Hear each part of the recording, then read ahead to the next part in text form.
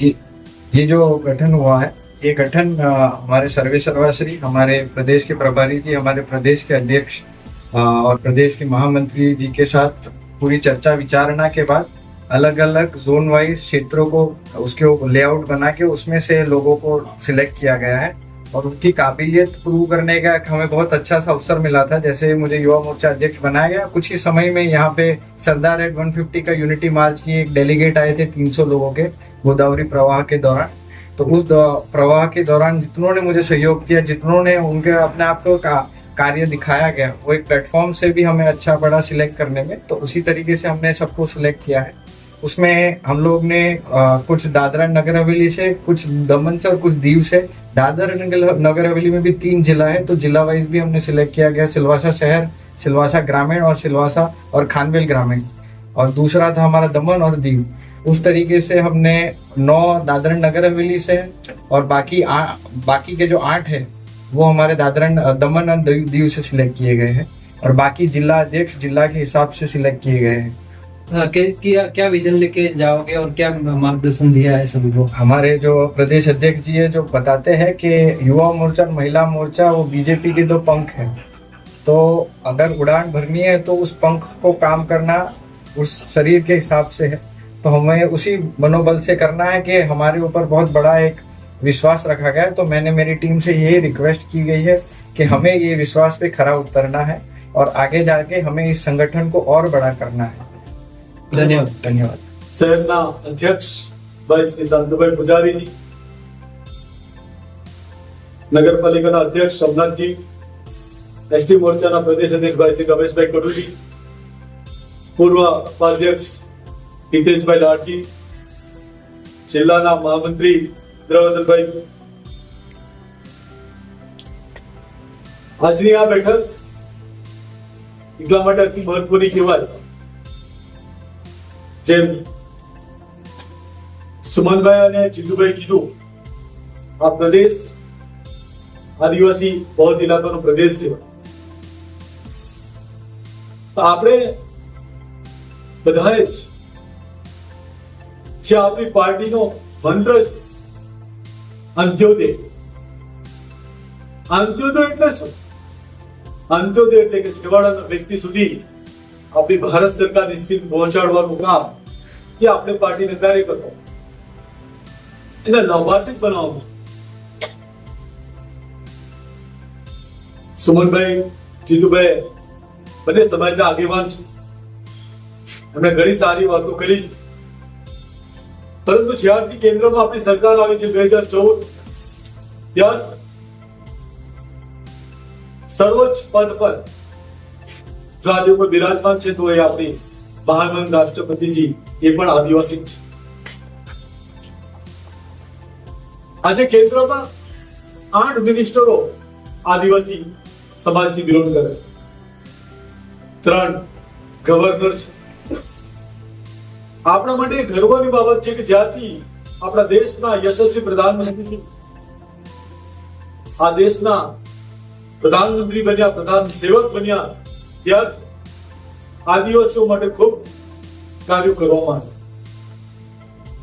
સુમનભાઈ ખૂબ વિસ્તારથી કીધું, સુમનભાઈ કીધું કે આ પ્રદેશમાં આદિવાસી ખેડૂતો પણ છે। આ પ્રદેશમાં એટલે કે દાદરા નગર હવેલીમાં 7,963 ખેડૂતો છે, 7,963 આટલા ખેડૂતો છે। આ ખેડૂતોને દર વર્ષે 6,000 રૂપિયા આપણી સરકાર ડીબીટી ના માધ્યમથી ડાયરેક્ટ બેંક એકાઉન્ટમાં મોકલાવે। તો આ બધો પ્રચાર અને પ્રસાર એ આપણે જ કરવો પડે છે, કારણ કે અમુક પાર્ટી આવે છે એની ઇલેક્શન સમય દેખાય છે। ભારતીય જનતા પાર્ટી એક એવી પાર્ટી છે જે 365 દિવસ ચાલનારી પાર્ટી છે। આ પાર્ટી सबका साथ सबका विकास सबका प्रयास ना माध्यम થી ચાલનારી આ પાર્ટી, એમાં આપ સૌનો સહયોગ ખૂબ અનિવાર્ય છે। હું ખરેખર મારા 6 કાઉન્સિલરને હું એટલા માટે ધન્યવાદ આપીશ કે અમારી બહેનો સવારથી પાર્ટીના કાર્યક્રમમાં બેઠા, બહેનોને પણ કામ હોય છે, આપણે બહાર જઈએ એટલે સાંજે જમવાની વાતો કરતા પણ બનશે કેવી એની તૈયારી તો એમણે જ કરવાની છે. તેમ છતાં પાર્ટીનો એક સ્વયંસેવક, એક નિષ્ઠાવાન કાર્યકર્તાની રૂપમાં એ લોકો બેઠા છે. એ બદલ બેન તમને પણ ખૂબ ખૂબ મારા તરફથી અભિનંદન. કારણ કે આજકાલ તો માનવી જ્યાં પોતાનું સ્વાર્થ નહીં હોય ત્યાં બેસતા જ નહીં. વગર સ્વાર્થે અને વગર સ્વાર્થે કશું કરતા નહીં. આ પ્રદેશમાં 2016 માનનીય પ્રશાસક શ્રી પ્રફુલભાઈ પટેલજીના આગમન પછી જે વિકાસના કામો થયા છે એ ના આપણે કોઈથી જોયા હતા.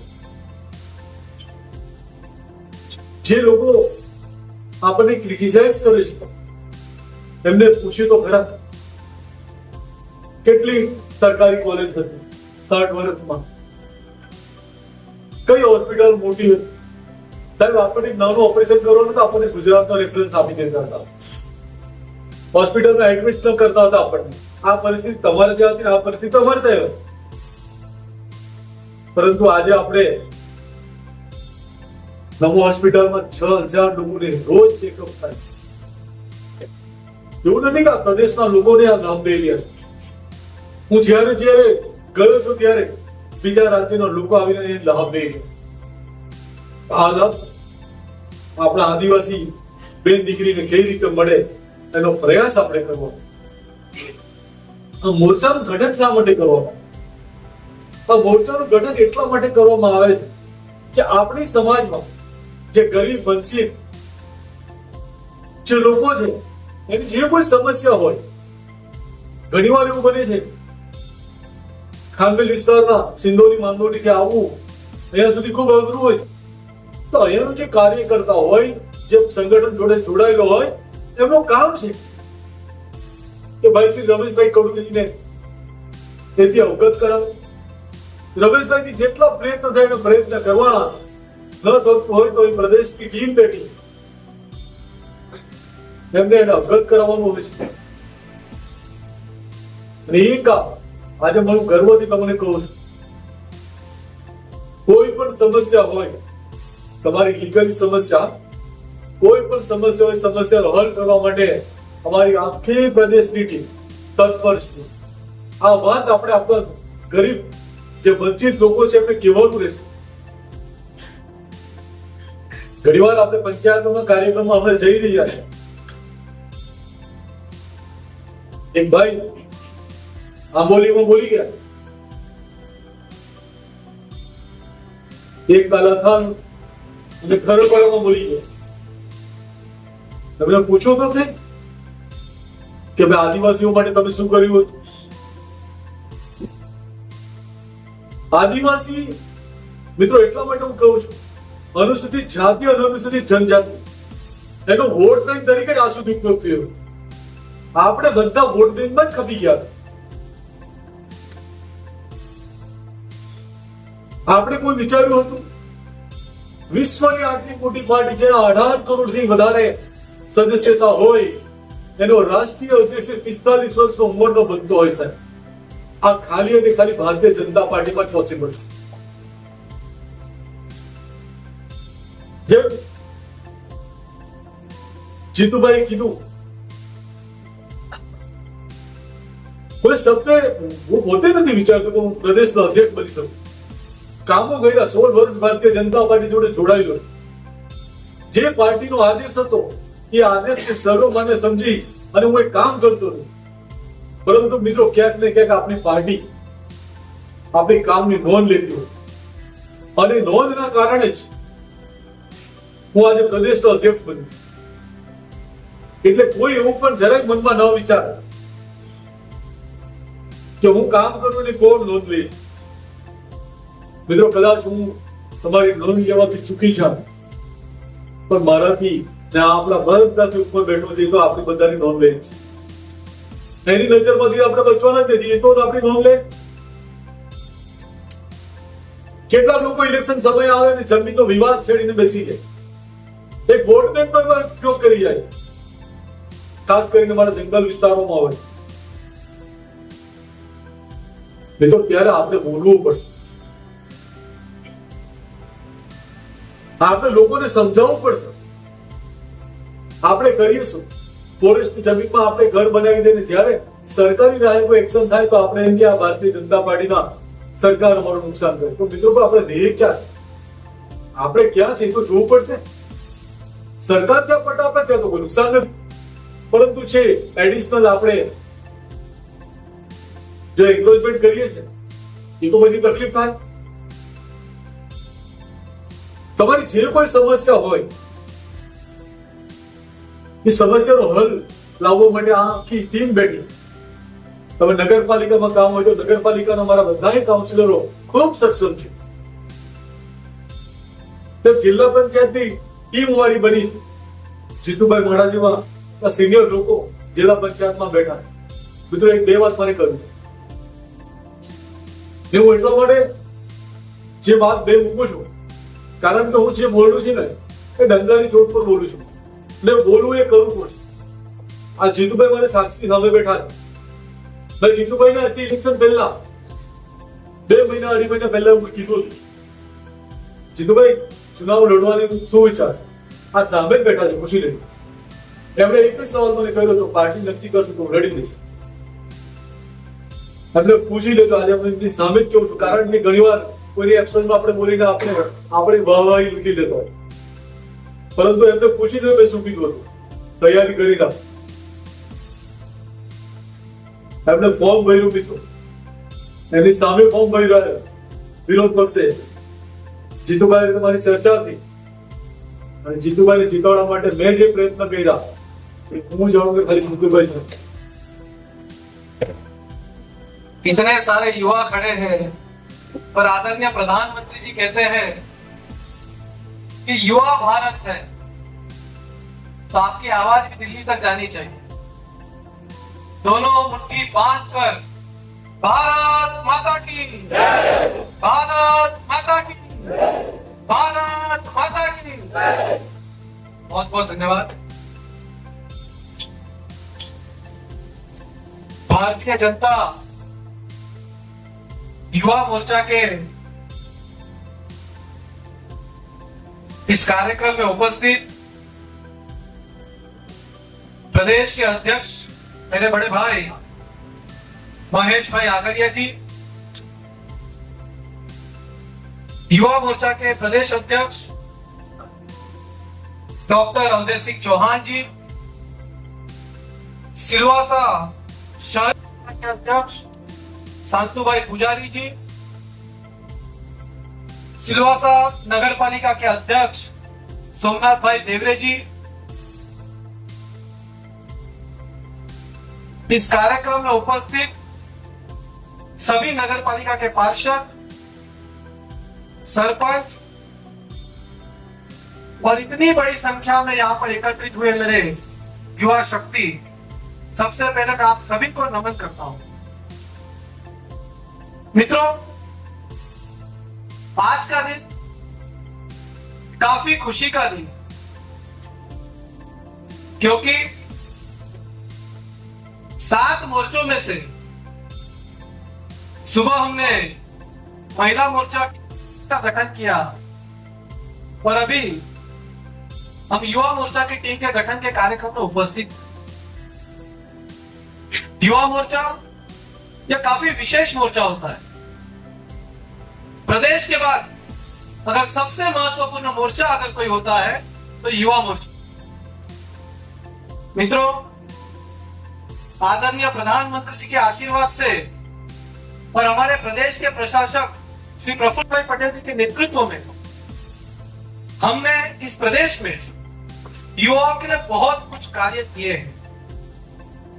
मेरे सामने सभी मेरे युवा मित्र बैठे हैं, तो मैं उन सभी को बताना चाहता हूं कि आज हमने खास तौर पे युवाओं के लिए शिक्षण क्षेत्र के अंदर अगर किसी ने क्रांति की है तो हमारी दादरा नगर हवेली दमन दीव में एक क्रांति की गई. मैं आभार व्यक्त करना चाहता हूं आदरणीय प्रधानमंत्री जी का और आदरणीय प्रशासक प्रफुल्ल भाई पटेल जी का, जिन्होंने इतने छोटे से संघ प्रदेश में शिक्षण व्यवस्था की इतनी अच्छी प्रणाली बनाई. आज मेरा प्रदेश का युवा हर क्षेत्र के अंदर हो, मेडिकल हो, इंजीनियरिंग हो, होटल मैनेजमेंट हो, ट्रिपल आईटी हो या लॉ जैसी कॉलेज की व्यवस्था भी आज हमारे छोटे से संघ प्रदेश में की गई। ये हम सभी के लिए गर्व की बात है। मित्रों, युवा मोर्चा काफी महत्वपूर्ण मोर्चा होता है, क्योंकि संगठन का हर कार्य युवा मोर्चा के बिना अधूरा होता है। आदरणीय प्रधानमंत्री जी हमेशा कहते हैं, मेरा बूथ सबसे मजबूत का जो नारा आदरणीय प्रधानमंत्री जी ने दिया है, ये युवा मोर्चा ही उसे सफल बनाने के लिए काम करता है। ऐसे मेरे युवा मोर्चा के साथी हो, और मुझे पूरा विश्वास है कि हमारे प्रदेश के युवा मोर्चा के अध्यक्ष मेरे भाई डॉक्टर अजय सिंह चौहान जी के नेतृत्व में युवा मोर्चा बहुत अच्छे से काम करेगा। और साथ ही मैं आप सभी को, जिन लोगों को आज जिम्मेदारी मिलने वाली है, वैसे सभी मेरे युवा साथियों को भी अग्रिम बधाई, शुभकामनाएं देता हूं और मेरी वाणी को विराम देता हूं। बहुत बहुत धन्यवाद। भारत माता की, भारत माता की धन्यवाद। मेरे भाई श्री सुनील भाई पाटिल जी, सिलवासा शहर के अध्यक्ष भाई श्री शांतु भाई पुजारी जी, हमारे युवा मोर्चा के अध्यक्ष भाई श्री अवधेश भी, नगर पालिका के अध्यक्ष सोमनाथ जी, हमारे जितने भी सामने युवा खड़े हैं, उन सबको भारतीय जनता पार्टी की ओर से बहुत बहुत बधाई एवं स्वागत है। आज का दिन हम सब के लिए गौरवमंद दिन है, क्योंकि आज 18 लोगों की शायद टीम बनने जा रही है। आप उस खुश नसीबों में से एक हो जो विश्व की सबसे बड़ी पार्टी है, उस पार्टी के आप पदाधिकारी बनने जा रहे हैं। मित्रों, युवा मोर्चा भारतीय जनता पार्टी का विशेष अंग है। आपको सबको पता ही होगा, लेकिन फिर भी प्रदेश अध्यक्ष के नाते मैं बताना चाहता हूं, अभी अभी हमारे कार्यकारिणी राष्ट्रीय अध्यक्ष की नियुक्ति हुई थी। उसकी उम्र है सिर्फ 45 इयर्स। 45 इयर्स का आज वो राष्ट्रीय अध्यक्ष बनने जा रहे हैं। आप समझ सकते हैं कि भारतीय जनता पार्टी में युवाओं को कितना महत्व है। आप समझ सकते हैं कि वो 5 बार के एमएलए हैं और वो बिहार में मंत्री थे, लेकिन जब उनको नई जिम्मेदारी दी गई है तो उन्होंने वहां से अपना रेजिग्नेशन दे दिया। इसके लिए मैं आप सबसे कहना चाहता हूं, भारतीय जनता पार्टी में भारतीय जनता पार्टी युवा मोर्चा का बहुत एक विशेष महत्व है। आपके एक एक काम की यहाँ पे कदर होती है, आपको नई नई जिम्मेदारी मिलती है। युवा मोर्चा पार्टी का मुख्य अंग इसके लिए कहना जाता है। युवा मोर्चा ही अगर चुनाव है तो चुनाव का माहौल बनाने का काम जो करता है तो वो युवा मोर्चा करता है, क्योंकि युवा मोर्चा के पास काम ही ऐसा रहता है। बाइक रैली निकालना है तो युवा मोर्चा, कहीं सुशोभन करना है तो युवा मोर्चा, कई संगठन में अगर संख्या करती है तो युवा मोर्चा। तो पार्टी में विशेष जिम्मेदारी युवाओं की युवा मोर्चा की होती है। हमारा देश 65% युवाओं का देश। आज जितने भी हमारे भाई यहाँ पे खड़े और जितने को आज अवधेश जी के टीम में जगह मिली, मैं उनसे कहना चाहता हूं आप बहुत भाग्यवान हो, क्योंकि बहुत लोगों के नसीब में नहीं होता। लेकिन जिनको आज जिम्मेदारी दी जा रही है, जिनको जो दायित्व दिए जा रहे हैं, वो दायित्व का मतलब सिर्फ और सिर्फ एक ही है कि आपको एक जिम्मेदार व्यक्ति के रूप में युवा मोर्चा में आपको एक जिम्मेदारी दी जा रही है। युवा मोर्चा का काम कहीं स्टेज पे बैठना या फिर कुर्सी पे बैठ जाना, ये युवा मोर्चा का काम नहीं है। युवा मोर्चा का काम है संकलन करना।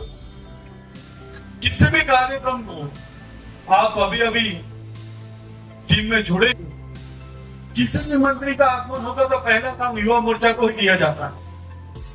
व्यवस्था का सारा काम युवा मोर्चा के हाथ में ही रहता है और ये बहुत विशेष काम रहता है।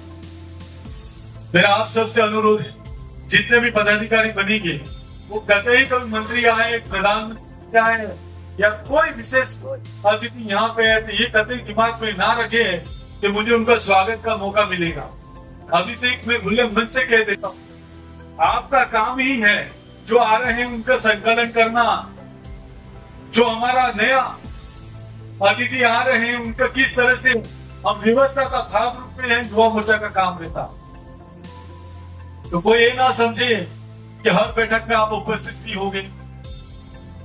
आपका एक अलग सा दायित्व, आपका एक अलग सा होता है, आपकी सब विशेष जिम्मेदारी होती है। जैसे अवधेश जी ने कहा कि उनको अभी टीम का गठन भी नहीं हुआ था, फिर भी एक जिम्मेदारी केंद्र से दी गई थी। हमारे पूर्व डेप्यूटी प्रधानमंत्री सरदार वल्लभ भाई पटेल जी की 150वीं जन्म जयंती थी। हमारे देश के कई राज्यों से लोग आए थे। उस लोगों को वहां पे ठहरने की, खाने की व्यवस्था और यहाँ जो यात्रा थी, उस यात्रा की पूरी जिम्मेदारी डॉक्टर अवधेश जी के पास। लेकिन आज मुझे गर्व है कि पार्टी ने जिसको युवा मोर्चा का अध्यक्ष बनाया उसने जिम्मेदारी को बखूबी निभाया है। इसके लिए मैं आपको बहुत बहुत धन्यवाद देता हूं।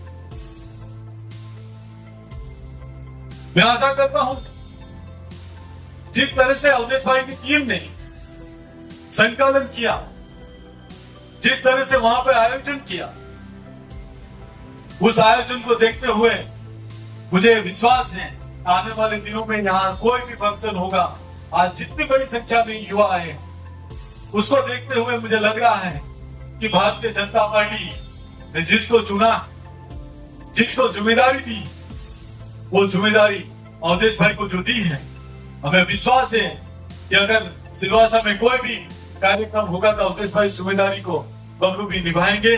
और आप लोग जिस तरह से अवधेश जी के साथ में जुड़े, इसी प्रकार से आप जुड़ते रहेंगे। आने वाले दिनों में हमारे यहाँ कोई अभी चुनाव नहीं है। अवधेश भाई को जब युवा मोर्चा के अध्यक्ष का गठन करना था तो ऑब्वियसली प्रदेश अध्यक्ष के नाते मेरा दायित्व तो बनता है। तो मैंने अवधेश जी से एक बार कहा था कि मैं आपको युवा मोर्चा के अध्यक्ष के रूप में आपको मैं लेना चाहता हूं। तो उन्होंने मुझे एक चीज कही कि वो आज तक मुझे याद है। उन्होंने यही कहा था, सर आप जो भी कहेंगे मैं उस दायित्व को निभाऊं। इसके लिए भी अवधेश भाई मैं आपको धन्यवाद करता हूं। जब नगर पालिका का चुनाव की बात आई तो हमारे पार्टी में एक प्रोटोकॉल जैसा है कि एक आदमी एक ही होता है।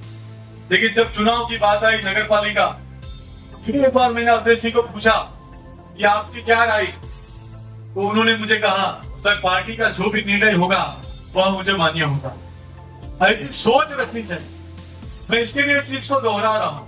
अगर दूसरा कोई होता तो ये कहता हाँ सर मुझे चुनाव भी लड़ना है, लेकिन उन्होंने पूरा जो भार है वो फिर पार्टी पे डाल दिया कि पार्टी जो भी निर्णय लेगी सर तो मैं वो निर्णय के लिए साथ हूं। अगर टिकट देंगे तो मैं चुनाव लड़ूंगा, अगर टिकट नहीं देंगे तो मैं पार्टी काम करूंगा। यही जज्बा ये आप सबको भी रखना है। देखो हम क्या करते हैं, बहुत जल्दी नाराज हो जाते हैं।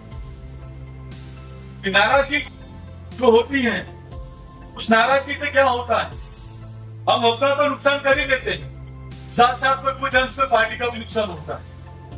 इसके लिए मैं कहना चाहता हूं जितने भी हमारे युवा इस प्रदेश में है वो कंधे से कंधे मिलाकर जो अपनी मुख्य पार्टी है, मुख्य बॉडी है, जो पेरेंट्स बॉडी कहा जाता है, उसके साथ आपको चलना है। आने वाले दिनों में 28 तारीख को मन की बात का कार्यक्रम आएगा। उस मन की बात का कार्यक्रम प्रधानमंत्री का 129वां एपिसोड होगा। उसमें मैं अवधेश भाई आपसे कहना चाहता हूं और आपकी टीम को जिम्मेदारी देना चाहता हूं कि पूरे प्रदेश में हमारे 444 या 445 जैसे बूथ है, उस पूरे बूथ में आपको काम करना है। और हमने ये करके दिखाया है कि हमने 100% मन की बात का कार्यक्रम किया और पूरे देश में दादरा नगर हवेली एक ऐसा प्रदेश बना था कि जिन्होंने 100% मन की बात का कार्यक्रम देखा था और अपलोड भी किया था। मैं साथ साथ में ये भी कहना चाहता हूं, जिनको भी यहाँ जो भी दायित्व दिया जाएगा उस दायित्व उनकी जिम्मेदारी को उसको समझना होगा। खास करके इतने युवा बैठे हैं, मैं आपको और 2-3 काम देने वाला हूं। खास करके सोशल मीडिया को जिसको भी जिम्मेदारी दी जाएगी वो अलग बात। पीटीआर में प्रदेश के अध्यक्ष के नाते मैं आपको कहना चाहता हूं, हम काम बहुत कर लेते हैं लेकिन कुछ बात ऐसी है कि तो हम सोशल मीडिया से दूर हैं।